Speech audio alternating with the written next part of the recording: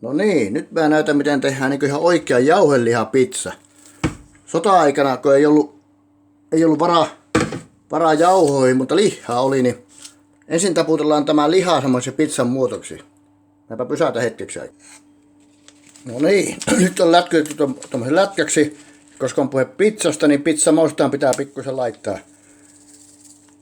Hetkinen.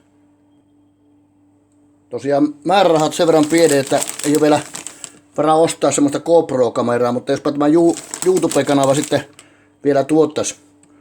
Täytyy aina välillä pysäyttää, kun yksi käsi käytössä. Ja nyt me laitetaan tietysti lisäksi vielä vähän metukkaa.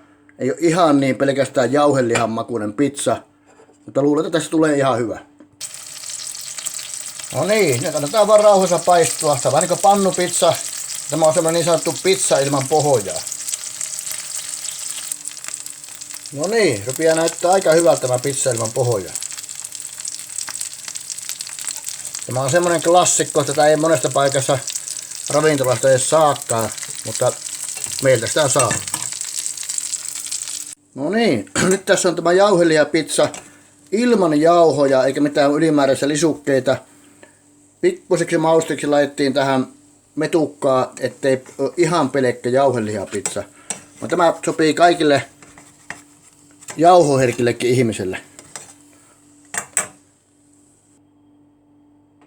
No niin, siinä tässä nyt on tämä jauhelihapizza valmiiksi laittuna lautaselle.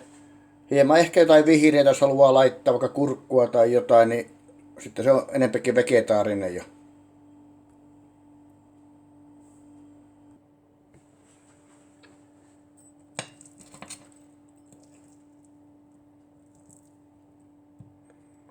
Katsokaa minkälainen koostumus.